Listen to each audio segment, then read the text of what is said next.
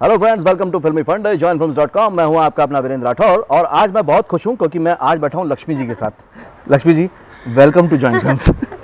Thank you.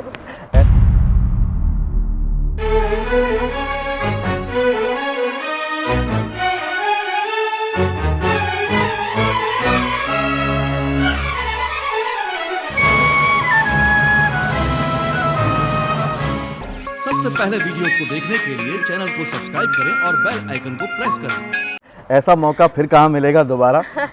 आप ये जो सीरियल है परम अवतार श्री कृष्ण, इसमें लक्ष्मी का किरदार कर रही हैं।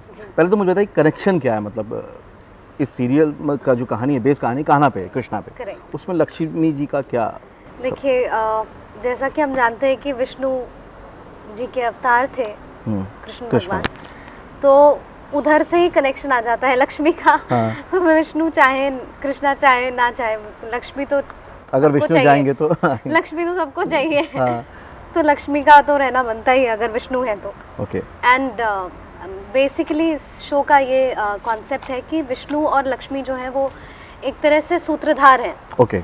जो लिंक करते हैं सीन्स के साथ दूसरे सीन्स को, क्योंकि वो ऊपर बैठ के सब कुछ देख रहे हैं। अब वो ऊपर है या नीचे है, पाताल में है या आसमान में, आई डोंट नो, लेकिन जहाँ भी है वहाँ से वो देख रहे हैं और वो उस तरह से सब लिंक करते हैं कि क्या चल रहा है। और मेरी दुविधा जब भी होती है, मेरी जो व्यथा है वो ये है कि जब भी कान्हा को या किसी को भी कुछ तकलीफ होती है तो मैं सीधा कंप्लेन करती हूँ विष्णु से कि आप कुछ करिए, व्हाट इज दिस। तो इस तरह का है। ओके। तो इसमें कर रही हैं आप लक्ष्मी जी का किरदार। इससे पहले आप बनी सीता जी। तो ये सीता कैसे बनी आप? सीता तो ऐसे बनी कि उसके पहले मैं एक शो कर रही थी और शो के बाद जैसे ही वो ट्रैक ख़त्म हुआ तो मुझे कॉल आया, जो रामानंद सागर जी के बेटे हैं मोती जी, उनका कॉल आया और उन्होंने बोला कि मतलब उनके ही टीम से कॉल आया कि हम सीता के लिए आपको एक लुक टेस्ट करना चाहते हैं। तो मैं गई और आई थिंक उन लोगों को शायद पहले दिन ही ये एहसास हो गया था कि वो मुझे ही लेना चाहते हैं, क्योंकि मोती सर खुद भी बहुत ज़्यादा इन्वॉल्व हो रहे थे। Okay. He was making sure कि मैं परफेक्ट लग रही हूँ या नहीं। तो सीन्स भी अच्छे हो गए। दूसरे दिन मुझे एक्टर्स के साथ लुक टेस्ट के लिए बुला लिया और आई थिंक तीसरे दिन मुझे बोला कि कॉन्ट्रैक्ट साइन कर देते हैं। फाइनल हो गया। हाँ। तो वो हुआ और सीता का that was a very good show off course. और मैं हूँ भी बिहार से, तो मेरा तो सीता के साथ तो कनेक्शन वैसे ही हो जाता है। लेकिन ये दोनों किरदार हैं, जो दोनों कैरेक्टर हैं, सीता का हो या लक्ष्मी, इसकी एक इमेज बनी हुई है पब्लिक की निगाह में, लोगों की निगाह में। तो उस टाइम पे उसको निभाना क्या चैलेंज होता है या आप बहुत कैजुअल लेते हैं कि नहीं ठीक कर लोगे? ये आई थिंक एक बीच का रास्ता होता है जहाँ पे आप कैजुअली भी नहीं लेते और आप बहुत सीरियसली भी नहीं लेते, या आप इंटिमिडेट नहीं होते कि इन लोगों ने ये कैरेक्टर प्ले किया हुआ है या मुझे कैसे देखा जाएगा। बट मैं बहुत फॉर्चुनेट रही हूँ, बहुत अच्छा रहा है मेरे साथ ये कि मैंने वो जो भी ऐसे किरदार किए हैं तो मुझे हमेशा से यही कॉम्प्लीमेंट मिला कि with all due respect to everyone, पर हमारे लिए आप बेस्ट सीता हो। या आप हमारे लिए, now everyone who seen me as Lakshmi और सीता, उनका यही होता है कि अब हम इमेजिन करते हैं सीता या लक्ष्मी या कोई भी कैरेक्टर तो आप ही हमें दिखते हैं, which is a huge complement. And मैं बहुत ग्रेटफुल हूँ कि कोई भी कैरेक्टर आप जब करते हैं तो आप यही चाहते हैं। फैमिली को कैसा लगता है कि जिन लोगों को लोग पूछते हैं वो दोनों किरदार मेरी बेटी ने किए हैं? वो उनको बहुत अच्छा लगता है and they are like they feel very amazed, क्योंकि उनको मैं घर पे एक बहुत ही अलग कैरेक्टर हूँ, कैरेक्टर ही हूँ मैं एक्चुअली। तो उनको बहुत अलग लगता है। उनको ऐसा लगता है कि तुम टीवी पे जब आती हो तो तुम एकदम डिफरेंट हो जाती हो, ऐसा लगता ही नहीं हमारी नेहा है, ऐसा ही लगना चाहिए। नेहा नहीं लग सकती मैं उधर। सो आई थिंक उनको बहुत अच्छा लगता है। तो अभी नेहा है सक्सेसफुल एक्ट्रेस, बहुत बड़े बड़े कैरेक्टर कर रही हैं, रोल कर रही हैं, लेकिन इनके साथ जुड़ा हुआ नेहा सरगम, इनका पूरा नाम है। ये सरगम की क्या कहानी है? सरगम की ऐसी कहानी है कि मैं एक म्यूज़िकल फैमिली को बिलोंग करती हूँ। मेरे नाना बहुत बड़े ध्रुपद गायक हैं। ओके। और उनको पद्मश्री भी मिला था 71 में, तो विच वाज ईयर्स बैक। तो क्योंकि मैं म्यूज़िकल फैमिली से हूँ तो हम लोग सब गाते हैं। मेरे पापा की फैमिली भी गाती है, मेरे नाना की फैमिली तो ऑफ कोर्स बहुत बड़े गायक हैं वो। तो मेरे घर में सब गाते हैं। तो मैं भी गाती थी बचपन से। तो मैं 4 साल की उम्र से बंदिशें गाना शुरू कर दिया था, क्योंकि मुझे गोद में बैठा के मेरे नाना सिखा दिया करते थे। कभी राग मालकौस का कोई बंदिश या यमन की कोई बंदिश। तो उस तरह से मैं गाते हुए ही बड़ी हुई थी। तो मुझे ऐसे लगता था कि हर किसी के घर में हर कोई गाता है। अच्छा। क्योंकि मुझे लगता था कि ऐसा ही होता है दुनिया में। तो इस वजह से म्यूज़िक की तरफ जो मेरा जुड़ाव रहा, या मैं गाती रही, इसकी वजह से, और उन लोगों को शायद लगता होगा मैं अच्छा गाती हूँ, तो इसलिए उन्होंने नेहा सरगम रख दिया ना। मतलब वहाँ से क्लियर हो गया था कि सिंगर बनना है। मुझे तो कुछ क्लियर नहीं होता, जैसे मैंने आपको बताया, मुझे लगा कि सब गाते हैं दुनिया में, हर कोई सही गाता बात है। गाता मैं भी हूँ पर सुनता कोई नहीं।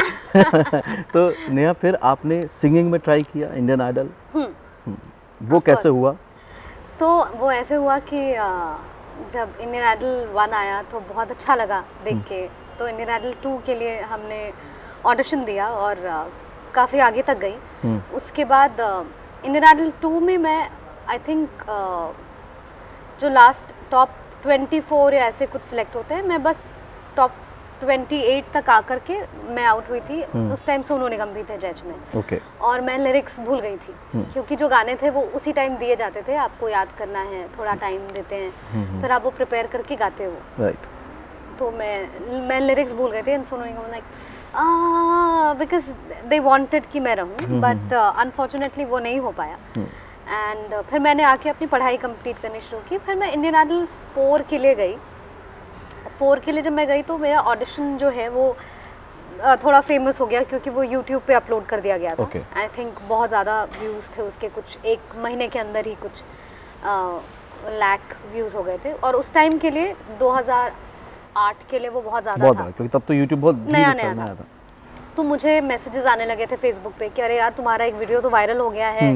एंड मुझे तो आइडिया भी नहीं था, ना मेरे घर में ज़्यादा इंटरनेट था या ऐसा कुछ, हम यूज़ भी नहीं करते थे उस टाइम, पढ़ाई ही चलती थी। तो उसकी वजह से फेमस हो गई। और मुझे प्रोडक्शन हाउसेस, उन लोगों ने मेरे क्लिप्स देखे होंगे, टीवी पे भी टेलीकास्ट हुआ था, तो उस वजह से मुझे टीवी के लिए कॉल आने लगे, प्रोड्यूसर्स के, एक्टिंग के लिए। हाँ। ओके। तो लाइक आप में कुछ बात है समथिंग। तो उस वजह से कॉल्स आने लगे and that's how my journey started.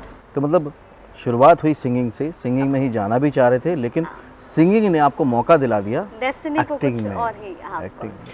लेकिन आप जो फेमस होना चाहते थे, पॉपुलैरिटी चाहते थे, अपनी आइडेंटिटी बनाना चाहते थे, वो आखिरकार बन गई और क्रिएटिव फील्ड में ही।